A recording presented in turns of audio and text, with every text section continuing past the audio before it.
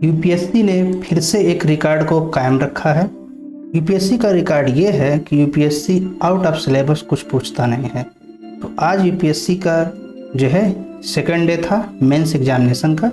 इस समय UPSC civil service examination के मेंस के एग्ज़ाम को कंडक्ट करवा रहा है। कल 16 सितंबर को एसए पेपर था और आज जो है जीएस फर्स्ट और जीएस सेकंड का पेपर कंडक्ट हुआ है 17 सितंबर को। तो यूपीएससी ने अपने पिछले वर्षों की तरह आज भी उसने ऐसा ही किया है, वो आउट ऑफ सिलेबस कोई क्वेश्चन नहीं पूछा है। तो हम यहाँ पर देखेंगे जीएस फर्स्ट का जो सेक्शन है जीएस सेकंड, उस क्वेश्चन को हम देखेंगे, जीएस सेकंड के पोर्शन को यूपीएससी ने क्या क्या पूछा है।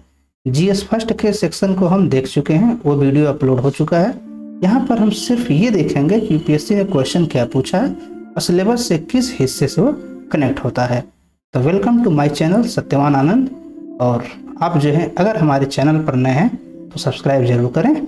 और हम देखते हैं अब वीडियो बिना किसी देरी के। तो हम देखें यूपीएससी ने जो पहला क्वेश्चन पूछा है आज जीएस सेकंड में, जो पार्ट किसका है, governance, constitution, polity, social justice and international relation, ये पेपर का नाम है। तो पहला क्वेश्चन जो है, भारत में आधुनिक कानून की सर्वाधिक महत्वपूर्ण उपलब्धि सर्वोच्च न्यायालय द्वारा पर्यावरणीय समस्याओं का संविधानीकरण है। सुसंगत वाद विधियों की सहायता से इस कथन के विवेचना। तो इंग्लिश में क्वेश्चन देखते हैं। The most significant achievement of modern law in India is the constitutionalization of environmental problems by the Supreme Court. Discuss this statement with the help of relevant case laws. ये question जो है 10 number का है और 150 शब्द में लिखना है।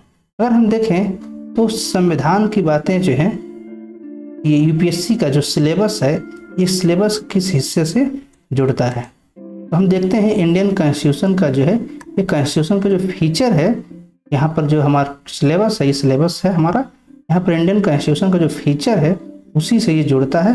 और साथ ही साथ जो दूसरा फंक्शन अगर हम देखें तो यहाँ पर हमारा एक पार्ट और है, structure, organisation and function of the executive and the judiciary. तो ये जुडिशरी से रिलेटेड क्वेश्चन है, लेकिन साथ ही साथ एग्जीक्यूटिव का भी क्वेश्चन इनडायरेक्ट है, क्योंकि ये पर्यावरण के मुद्दे को देखने का काम एग्जीक्यूटिव का है। हम देख सकते हैं कि कॉन्स्टिट्यूशन जो हमारा सिलेबस है, उस सिलेबस में कुछ चीज़ें स्पेसिफाई हैं। जैसे यहाँ पर इन्होंने एक शब्द लिखा है, एक मिनट हम दिखा रहे हैं, वेरियस ऑर्गन डिस्प्यूट रेजोल्यूशन। तो इनका जो सिलेबस का पार्ट है फीचर, बेसिक स्ट्रक्चर, तो यही है फीचर और बेसिक स्ट्रक्चर के ही पार्ट है। ये क्वेश्चन पूछा गया है।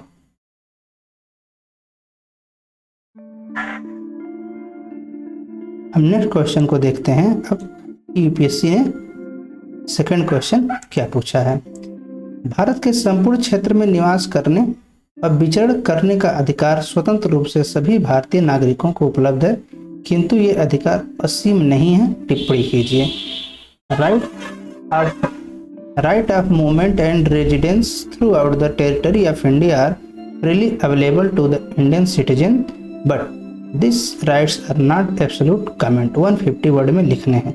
ये क्वेश्चन देखें हम तो ये डायरेक्ट क्वेश्चन कहाँ से आया है, तो फंडामेंटल राइट से। हमारा जो कॉन्स्टिट्यूशन है, उसके कॉन्स्टिट्यूशन का जो एक फीचर है, फीचर में हमारा एक फंडामेंटल राइट एक फीचर है हमारे कॉन्स्टिट्यूशन का। तो इसमें आर्टिकल 19 अनुच्छेद 19 जो है, उसमें एक पूरा साफ साफ लिखा गया है कि व्यक्ति को रेजिडेंस का और व्यवसाय का राइट टू एक्सप्रेशन उसके पास है। लेकिन साथ ही साथ उसमें एक रीजनेबल रिस्ट्रिक्शन लगाए गए हैं, जैसा कि इस क्वेश्चन में पूछा गया है, किंतु ये अधिकार असीम नहीं है। But these rights are not absolute. तो हमारे कॉन्स्टिट्यूशन में साफ साफ लिखा गया है कि जो भी फंडामेंटल राइट दिए गए हैं वो सब के सब एक रीजनेबल रिस्ट्रिक्शन के अधीन है, रीजनेबल रिस्ट्रिक्शन लगाए जा सकते हैं। जैसे कि ये पूछ रहे हैं कि निवास करने का अधिकार है, विचरण करने का अधिकार है स्वतंत्र रूप से।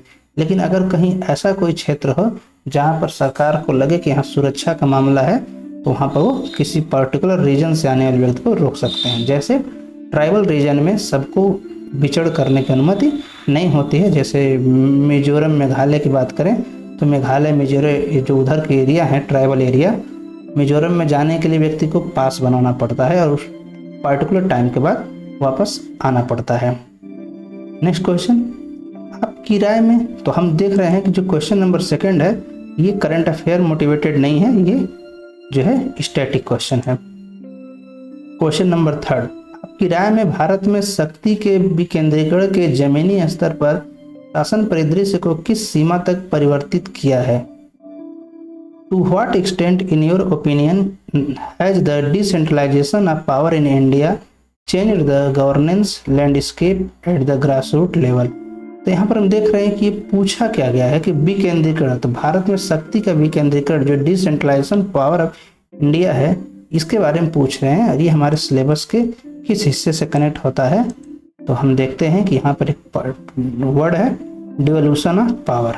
तो यहाँ पर हम क्या देखते हैं, function and responsibility of the union and state issue and challenges pertaining to federal structure, devolution of power and finance up to local level and challenge therein. तो डिवोल्यूशन ऑफ पावर का जो डिसेंट्रलाइजेशन की प्रक्रिया है यहीं से ये आया है, यानी हम कह सकते हैं कि क्वेश्चन आउट ऑफ सिलेबस नहीं है।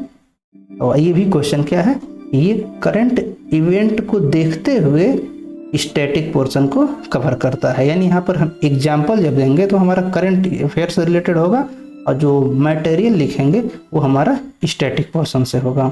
यहाँ पर अपनी राय देनी है, इसलिए यहाँ पर हम क्या देखते हैं कि करंट इवेंट को हमें इंक्लूड करना ही करना है, क्योंकि अगर हमें अपनी ओपिनियन देनी है तो हमें ये बताना पड़ेगा कि वो ओपिनियन किस तरीके से सही है, यानी उसके सपोर्ट में हमें एग्जाम्पल देना ही पड़ेगा। अगर यूपीएससी ने ओपिनियन पूछ लिया तो इसका मतलब एग्जाम्पल नहीं देंगे तो लगेगा कि हम अच्छे से समझा ना पाए हैं, तो एग्जामिनर भी हमें अच्छे से नहीं समझेगा तो नंबर नहीं देगा। क्वेश्चन नंबर 4, राज्यसभा के सभापति के रूप में भारत के उपराष्ट्रपति की भूमिका की विवेचना कीजिए। Discuss the role of the vice president of India as the chairman of the Rajya Sabha.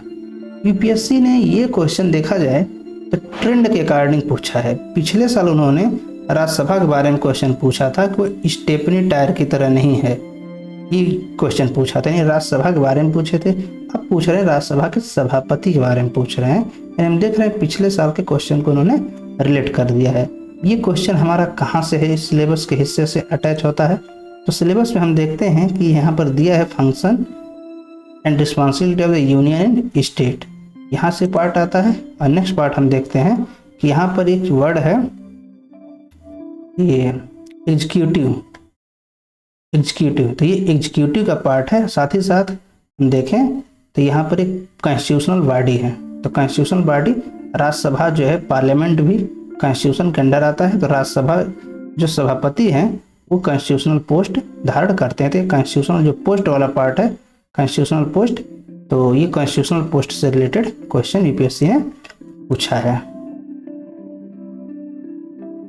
Next question number 5, राज्य पिछड़ा वर्ग आयोग के सांविधिक निकाय से संवैधानिक निकाय में रूपांतरण को ध्यान में रखते हुए इसकी भूमिका की विवेचना कीजिए। Discuss the role of national commission for backward class in the wake of its transformation from a statutory body to constitutional body. ये क्वेश्चन जो है हमारा करंट अफेयर से मोटिवेटेड है, क्योंकि अभी थोड़े दिन पहले 2021 में है एक कॉन्स्टिट्यूशनल अमेंडमेंट हुआ, 105 105वां जो है कॉन्स्टिट्यूशन संविधान संशोधन हुआ है, ये बिल्कुल उसी से ये ले लिया गया है। तो यहाँ पर हमको लिखना क्या है, एक्चुअल में हमको national commission for backward class को लिखना है थोड़ा सा डिफिनीशन में, और फिर ट्रांसफॉर्मेशन की एक्चुअल में प्रक्रिया क्या रही, उसको स्टैट्यूटरी बॉडी से कॉन्स्टिट्यूशनल बॉडी बना दिया गया। स्टैट्यूटरी बॉडी का मतलब पार्लियामेंट ने कोई लॉ बनाया हो, लेकिन एक कॉन्स्टिट्यूशनल बॉडी का मतलब होता है कि पार्लियामेंट ने कोई बिल पेश करके उसे कॉन्स्टिट्यूशन में इंसर्ट कर दिया हो, तो ये क्या हो जाएगा कॉन्स्टिट्यूशनल बॉडी। ये हमारे सिलेबस के डायरेक्ट एक हिस्से को कवर करता है।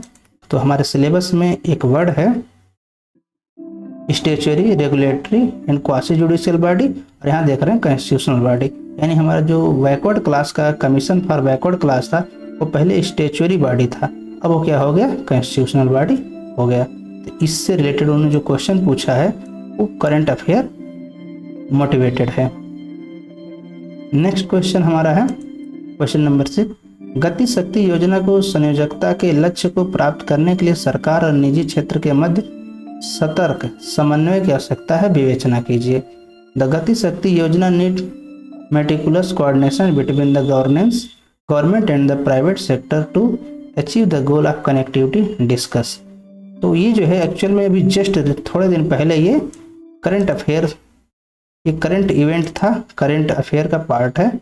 ये करंट अफेयर से रिलेटेड क्वेश्चन है। इसमें क्वेश्चन आता है हमारे पास सिलेबस के हिस्से से, हम देखते हैं तो एक मिनट, वो सिलेबस का जो हिस्सा है government policy and intervention for development in various sector and issue arising out of their design and implementation. ये गवर्नमेंट की ने जो पॉलिसी और इंटरवेंशन का पार्ट है, यहाँ से उन्होंने क्वेश्चन बनाया, यानी ये गवर्नेंस का क्वेश्चन है, कॉन्स्टिट्यूशन का क्वेश्चन नहीं है। नेक्स्ट क्वेश्चन देखते हैं। ये क्वेश्चन भी गवर्नेंस से रिलेटेड है।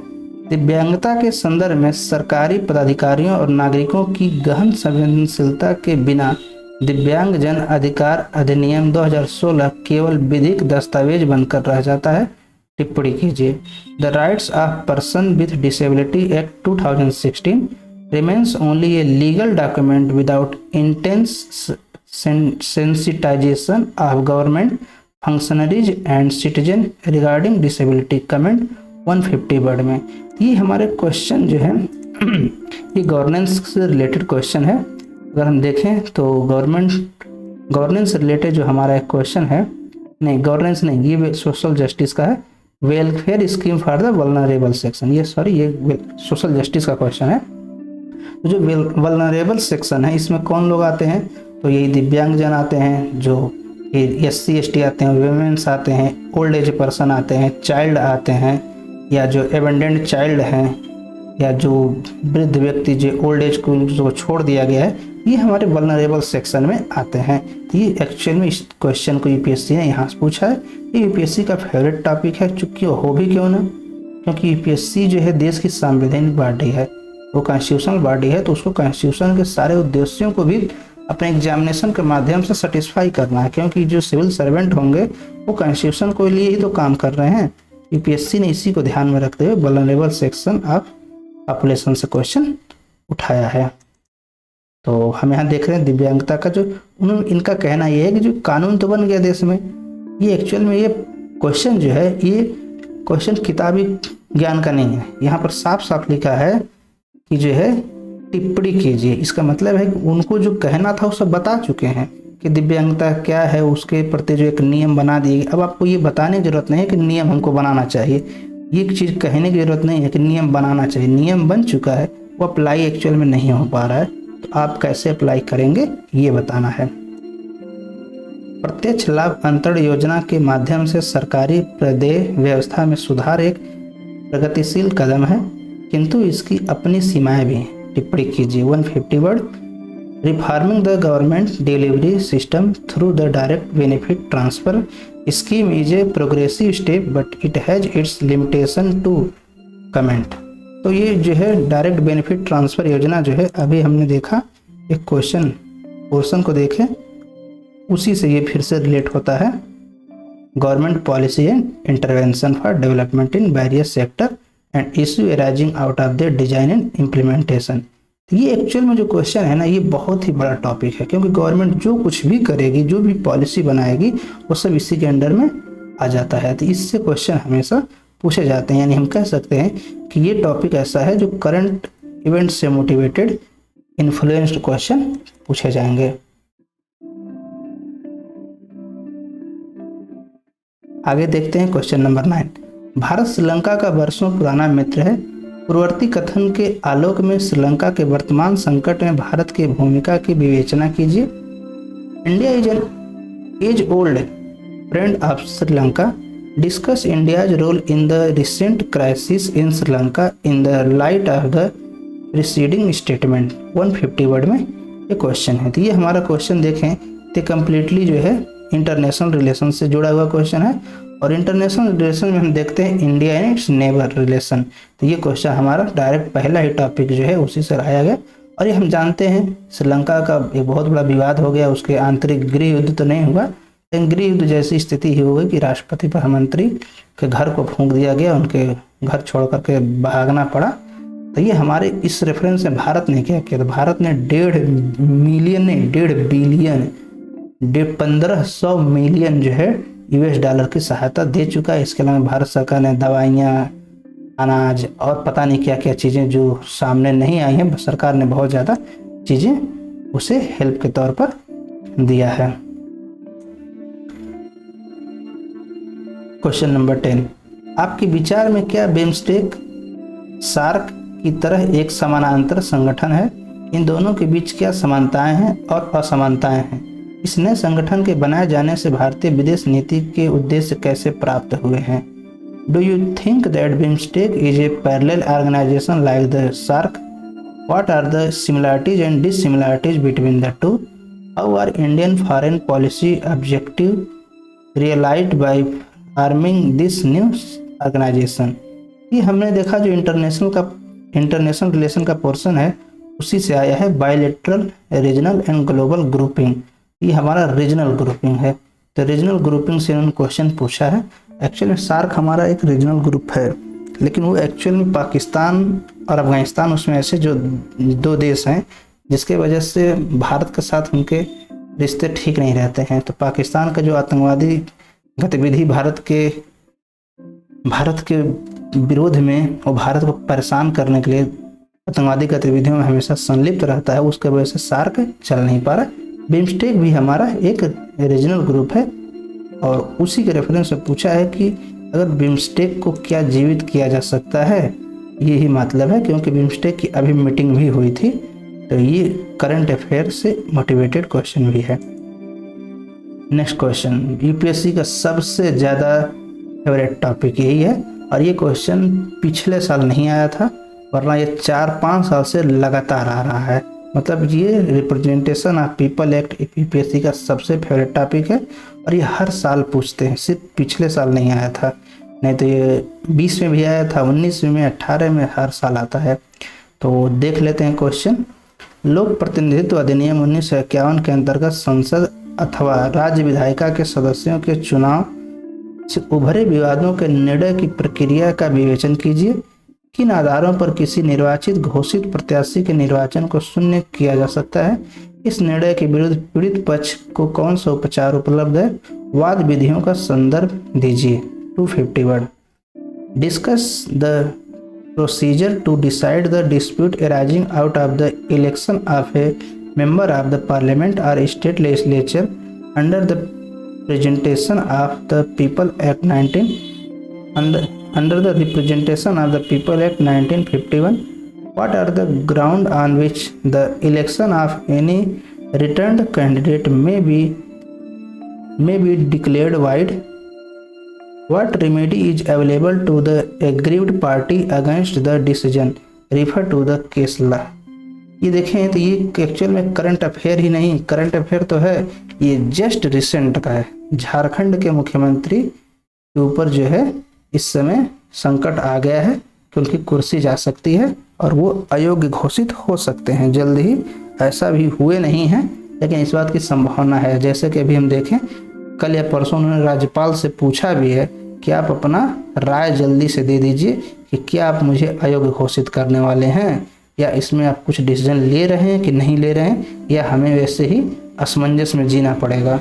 तो ये जो है यूपीएससी का फेवरेट टॉपिक है और चूंकि करंट अफेयर में ये बहुत बड़ा जो है इस समय चल रहा था, तो इसलिए यूपीएससी ने पूछ लिया। हम देखते हैं, सिलेबस का पार्ट है salient feature of the representation of people act, यानी एक छोटा सा वर्ड है केवल, लेकिन इसके क्वेश्चन बहुत बड़े बड़े आते हैं।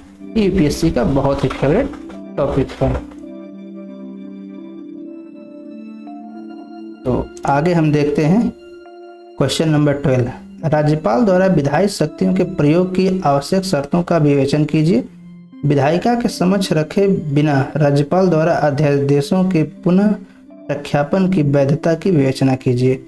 Discuss the essential condition for exercise of the legislative power by the governor. Discuss the legality of repromulgation of ordinance by the governor without placing them before the legislature. Answer in 250 word. ये देखें तो इस पर actual में सारे government, किसी भी party की गवर्नमेंट हो, सारे गवर्नमेंट जो है संविधान का उल्लंघन करने के लिए उनके पास ये लीगल जो है टर्म मिल गया है, उनके पास लीगल वेपन है। ये ऐसा लीगल वेपन है जो हर पॉलिटिकल पार्टी इस्तेमाल करती है।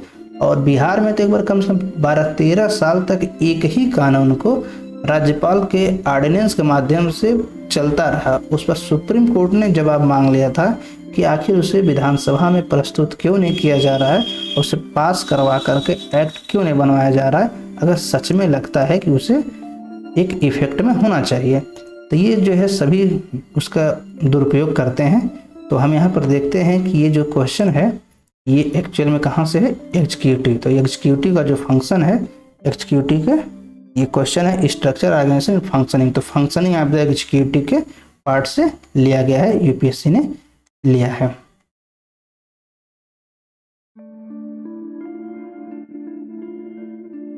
Next question, Bharat, question number 13, Bharat में राष्ट्रीय राजनीतिक दल केंद्रीयकरण के पक्ष में है जबकि क्षेत्रीय दल राज्य स्वायत्तता के पक्ष में। टिप्पणी कीजिए। While the national political party in India favor centralization, the regional party are in favor of state autonomy. Comment answer जो है 250 वर्ड में। यहाँ पर हम देखें टेल पॉइंट जो है, टेल क्वेश्चन क्या है, तो कमेंट। कमेंट का मतलब है कि आपको अपना व्यू रखना है, आपकी ओपिनियन क्या है इस पर उसे रखना है। तो हम देखते हैं कि अभी जल्द में बिहार में भाजपा के साथ नीतीश कुमार शासन व्यवस्था कर रहे थे, लेकिन उनको बाद में ऐसा महसूस होने लगा भाजपा के होने से वो उनका राष्ट्रीयकरण हो जाएगा। राष्ट्रीयकरण का मतलब केंद्रीयकरण हो जाएगा और उनकी अपनी पार्टी का अस्तित्व खतरे में है, जो ओरिजिनल पार्टी का अस्तित्व खतरे में न आ जाए, इसलिए उन्होंने पार्टी जो है अपनी पार्टी को भाजपा से अलग कर लिया, यानी जो संगठन में नहीं रहेंगे और सरकार में नहीं रहे। अगर हम देखें तो जितने रीजनल पार्टी हैं वो सब चाहती हैं कि हमारा प्रभुत्व बना रहे, राज्यों में भी सरकार रहे और सेंट्रल गवर्नमेंट में भी अच्छा खासा इन्वॉल्वमेंट रहे, जैसा कि 2004 और 2009 में बहुत अच्छा दिखा था। 2004, 2009, इसके अलावा 1998, 99, 96 उन सभी इलेक्शन में ऐसा देखने को मिला था। तो ये जो है क्वेश्चन काफ़ी इंपॉर्टेंट हो जाता है करंट अफेयर के पॉइंट ऑफ व्यू से, क्योंकि हमारे देश में राजनीतिक उठापटक हमेशा चलती है। हर साल कहीं ना कहीं इलेक्शन होते हैं। इलेक्शन में सरकारें कभी कभी बहुमत में आती हैं, कभी कभी बहुमत में न आ पाने की वजह से वहाँ पर जो है त्रिशंकु सरकारें चलती हैं, या जो पार्टियां आपस में मिलकर के सरकार बनाती हैं, इसलिए कुछ समस्याएं आती हैं। तो यूपीएससी ने उसी बात को उठाया है और यूपीएससी ने कमेंट करने को कहा, यानी आप यूपीएससी सिविल सर्वेंट बनने के लिए एग्जाम दे रहे हैं तो इस पर आपका अपनी राय क्या है, ओपिनियन क्या है, उसे प्रस्तुत। क्वेश्चन नंबर 14, भारत और फ्रांस के राष्ट्रपति के निर्वाचित होने की प्रक्रिया का आलोचनात्मक परीक्षण कीजिए। Critically examine the procedure through which the president of India and France are elected. Answer in 250 word. हम देख रहे हैं भारत में अभी अभी राष्ट्रपति का चुनाव हुआ है, उपराष्ट्रपति का चुनाव हुआ है, और राष्ट्रपति उपराष्ट्रपति दोनों लोगों से रिलेटेड क्वेश्चन आ गया। उपराष्ट्रपति के बारे में डायरेक्ट पूछा गया है और राष्ट्रपति के इलेक्शन के बारे में पूछा गया। लेकिन जो हमारे कॉन्स्टिट्यूशन का एक टॉपिक है, कॉन्स्टिट्यूशन सिलेबस का एक टॉपिक है कंपेयरिंग कॉन्स्टिट्यूशन, तो कंपेयरिंग कॉन्स्टिट्यूशन से इन्होंने ये पूछ लिया है। तो comparison of the Indian constitutional scheme with that of the other country, तो ये जो सिलेबस का हिस्सा है यहाँ से उन्होंने क्वेश्चन पूछ लिया। अभी भारत में राष्ट्रपति का इलेक्शन हुआ है, उपराष्ट्रपति का इलेक्शन हुआ, तो ये क्वेश्चन एक्चुअल में एक्सपेक्टेड था, क्योंकि जब भी कोई बड़ा इवेंट होता है, बड़ा इवेंट का मतलब राष्ट्रपति उपराष्ट्रपति का चुनाव 5 साल में एक बार होता है। और कभी कभी हम देखते हैं कि जब किसी राज्य में बहुत उपद्रव होता है सरकार बनाने के लिए, तो राज्यपाल की भूमिका भी संदेह के घेरे में आ जाती है। तो वहाँ से उस साल राज्यपाल के बारे में यूपीएससी चाहे स्टेट पीएससी जरूर क्वेश्चन पूछते हैं। ये कंपेयरिंग क्वेश्चन का कंपेयरिंग कॉन्स्टिट्यूशन का पार्ट था।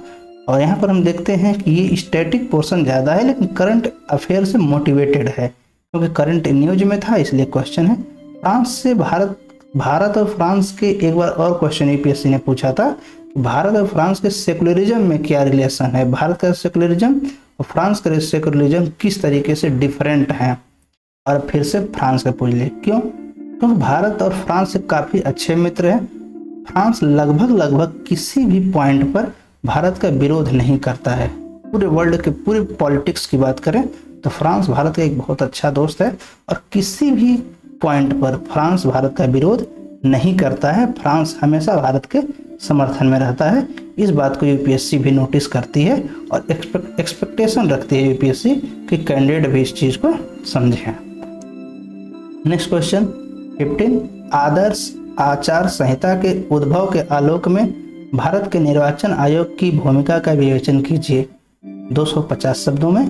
Discuss the role of the election commission of India in the light of the evolution of the model code of conduct. देखें तो इलेक्शन कमीशन ऑफ इंडिया क्या है? ये एक एक्चुअल में कॉन्स्टिट्यूशनल बॉडी है।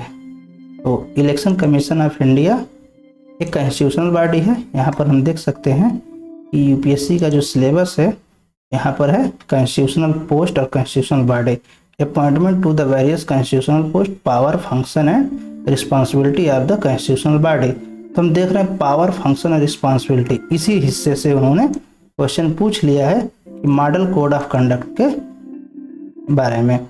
तो हम देखते हैं कि ये क्वेश्चन क्यों आया है, क्योंकि हम देख रहे हैं अभी अभी हमने कहा कि जो झारखंड के मुख्यमंत्री हैं उनके सदस्यता पर ही आंच आने वाली है और अन्य राज्यों के जब भी इलेक्शन होते हैं, चाहे लोकसभा हो या राज्यसभा का इलेक्शन हो, हम देखते हैं कुछ न कुछ आचार संहिता का हर पार्टी के नेता उल्लंघन करते हैं। इलेक्शन कमीशन के पास बहुत ज़्यादा केस जाते हैं लेकिन एक्चुअल में उसके पास पावर बहुत कम है। केस ज़्यादा जाते हैं, पावर कम है। तो एक्चुअली यहाँ पर क्या पूछा जा रहा है? भारत में निर्वाचन आयोग की भूमिका का विवेचन कीजिए। Discuss the role of the election commission of India in the light of the evolution of the model code of conduct. Model code of conduct actual में ये इलेक्शन कमीशन ने स्वयं नहीं बनाया था। ये पॉलिटिकल पार्टियों ने आपसी सहमति से 1965 के बाद उन्होंने खुद बनाया और ये जो है गाइडलाइन बनती चली गई और धीरे धीरे कलेक्शन हुआ। यानी ये हम देखें करीब 50 साल से ज़्यादा हो गया मॉडल कोड ऑफ कंडक्ट के इवैल्यूएशन की प्रक्रिया थी। बहुत ही पुरानी, बहुत लंबी प्रक्रिया है। क्वेश्चन नंबर 16, कल्याणकारी योजनाओं के अतिरिक्त भारत को समाज के वंचित वर्गों और गरीबों की सेवा के लिए मुद्रास्फीति और बेरोजगारी के कुशल प्रबंधन की आवश्यकता है, चर्चा कीजिए। Besides the welfare scheme, India needs डेप्ट management of inflation and unemployment to serve the poor and the under privilege section of the society, discuss.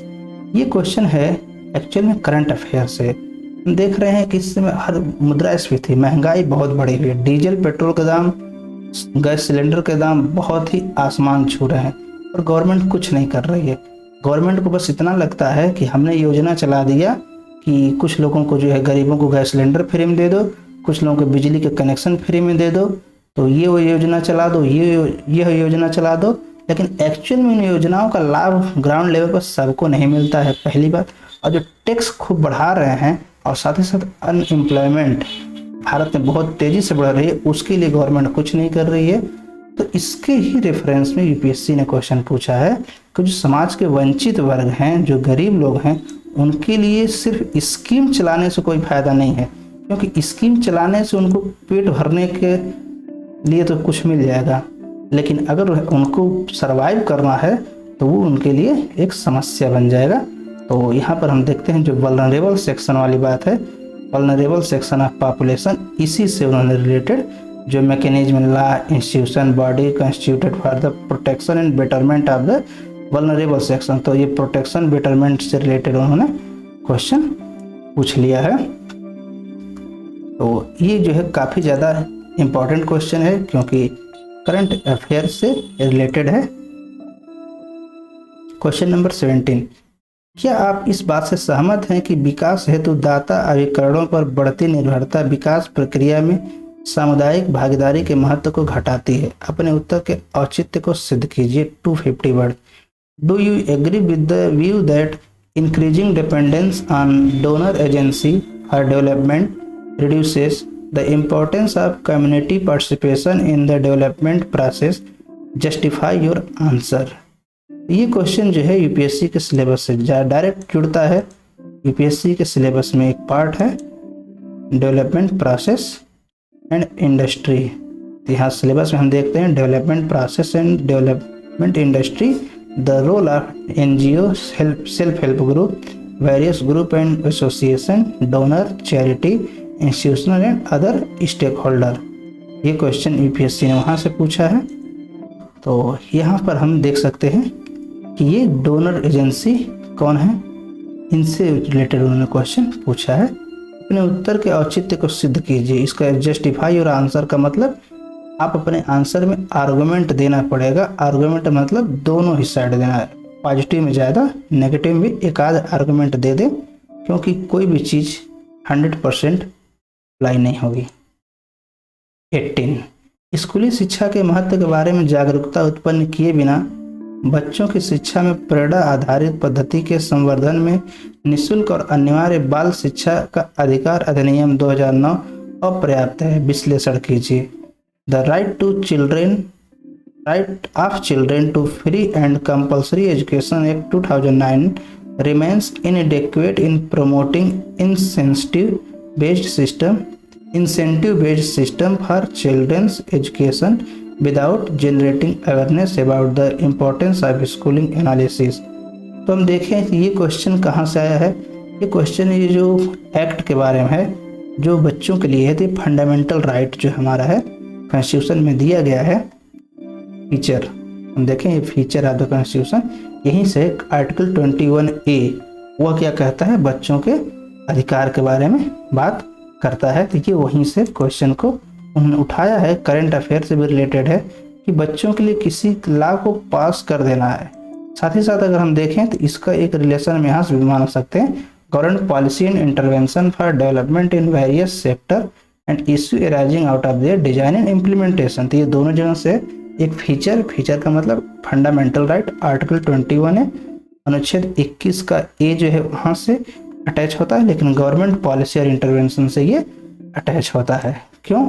क्योंकि कानून तो बन गए पर बच्चों के हित के लिए कुछ उनमें अवेयरनेस जागृत नहीं हो पा रहा है। उनको बस ऐसा लग रहा है कि कॉलेज नहीं, स्कूल में जाओ, खिचड़ी खाना है, उनको मुफ्त का ड्रेस मिल जाएगा, मुफ्त का बैग मिल जाएगा, कॉपी किताब मिल जाएगा, खिचड़ी मिल जाएगा। इस आधार पर अगर पढ़ाई होगी तो बच्चे सिर्फ और सिर्फ खिचड़ी खाने के पर्पज से स्कूल जाएंगे, पढ़ने के पर्पज से नहीं जाएंगे। तो उसमें जो है अवेयरनेस जनरेट करने की आवश्यकता है। Question number 19, I2U2 Bharat, Israel, संयुक्त अरब अमीरात और संयुक्त राज्य अमेरिका समूहन वैश्विक राजनीति में भारत की स्थिति को किस प्रकार रूपांतरित करेगा? 250 वर्ड में आंसर देना है। How will I2U2 India, Israel, UAE and USA grouping transform India's position in global politics? Answer in 250 word. ये तो अभी जस्ट कम्प्लीटली जो है करंट अफेयर में, करंट न्यूज में था, तो ये हम देखते हैं।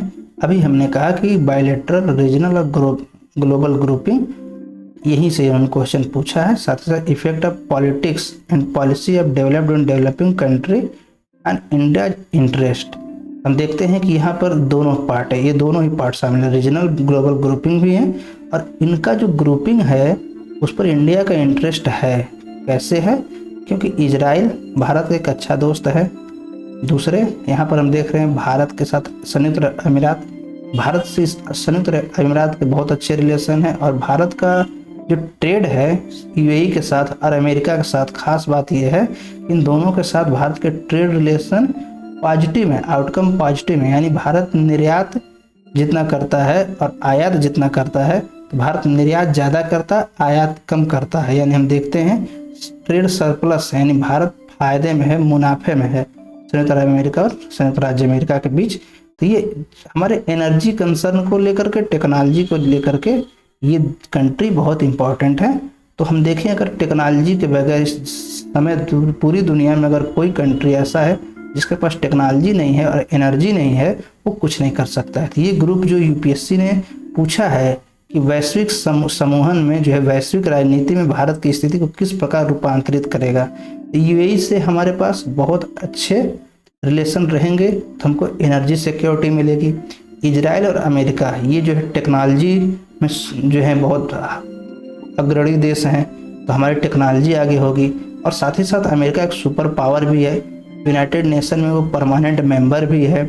तो अगर हम देखें पूरी दुनिया पर उसका यूनाइटेड स्टेट का असर है, संयुक्त अरब अमीरात का भी पूरी दुनिया पर असर है, इजराइल का डिफेंस के मामले में और टेक्नोलॉजी के मामले में है। तो अगर भारत इस ग्रुप में शामिल होता है तो चूंकि भारत का क्या है, भारत डिफेंस में भी अच्छा काम करता है, लेकिन भारत डिफेंस के जो है इक्विपमेंट को इंपोर्ट ज़्यादा करता है। इजराइल और अमेरिका, फ्रांस और रसिया, ये कंट्री ऐसे हैं जहाँ भारत करता है। तो अगर भारत की समूहन बनता है, ये ग्रुपिंग बनती है, तो भारत के विकास के लिए काफ़ी ज़्यादा इम्पोर्टेंस होगा। इसके रेफरेंस में यूपीएससी आंसर जानना चाहता है। ये कम्प्लीटली करंट अफेयर से रिलेटेड है, ये अभी जस्ट न्यूज में था। क्वेश्चन नंबर 20, स्वच्छ ऊर्जा आज की जरूरत है। भू राजनीति के संदर्भ में विभिन्न अंतर्राष्ट्रीय मंचों में जलवायु परिवर्तन की दिशा में भारत की बदलती नीति का संक्षिप्त वर्णन कीजिए। Clean energy is the order of the day. Describe briefly India's changing policy towards climate change in various international fora in the context of geopolitics. Answer in 250 word. ये जो है हमारी लास्ट क्वेश्चन जो है यूपीएससी के last topic से ही पूछा गया है। तो important international institution agency and फोरा देयर स्ट्रक्चर मैंडेट। तो ये जो क्वेश्चन है इंडियन डायस्पोरा पर पिछले साल यूपीएससी ने क्वेश्चन पूछा था। तो हम देख रहे हैं कि इस साल इंडिया नेबर श्रीलंका का क्वेश्चन पूछा गया। सार्क और बिम्स्टेक रीजनल ग्रुपिंग से पूछा गया। रीजनल ग्लोबल को मिला दें तो और ये पॉलिटिक्स के ये दोनों पार्ट को मिला दें तो I2 U2 का क्वेश्चन पूछ लिया गया। और यहाँ पर हम देख रहे हैं इंडियन डायस्पोरा पिछले साल आया था 2021 में, और 2022 में उन्होंने फिर फोरा के बारे में पूछ लिया। तो ये करंट अफेयर रिलेटेड क्वेश्चन है, लेकिन ये फिक्स क्वेश्चन है। तो क्लीन एनर्जी के रेफरेंस में हमें क्या करने की ज़रूरत है, भारत को क्या करने की ज़रूरत है, अंतर्राष्ट्रीय मंचों पर क्या करने की ज़रूरत है, और जो भारत परिदृश्य बदल रहा है उसमें भारत की नीतियों के बारे में बताना है कि भारत ने क्या क्या स्टेप लिए हैं। ये था जो है यूपीएससी का सिविल सर्विस एग्जामिनेशन के जीएस सेकंड का क्वेश्चन, और इसके डिस्कशन को हम करेंगे। ये डिस्कशन नहीं था, ये एक्चुअल में एक ब्रीफ इंफॉर्मेशन हम कह सकते हैं। ये क्वेश्चन था, क्योंकि डिस्कशन ऐसे नहीं हो सकता। इस क्वेश्चन को यूपीएससी लिखने के लिए 3 घंटा दे रहा है, तो डिस्कशन तो हमें ब्रॉड लेवल पर करना चाहिए। ये क्वेश्चन को कम से कम अगर हम 10 मिनट माने तो 200 मिनट चाहिए। तो 200 मिनट डिस्कशन के लिए चाहिए, तभी जाकर के इसको एग्जैक्ट कॉम्प्रिहेंसिव और ब्रॉड स्केल पर डिस्कशन किया जा सकता है। तो वीडियो को अगर वीडियो अच्छा लगा तो लाइक ज़रूर करें, शेयर करें, कुछ पूछना हो तो कमेंट करें, और अगर चैनल पर नए हैं तो सब्सक्राइब जरूर करें और साथ ही साथ बेल आइकन को प्रेस करें, जिससे लेटेस्ट नोटिफिकेशन मिलता है। So thanks for watching. जय हिंद।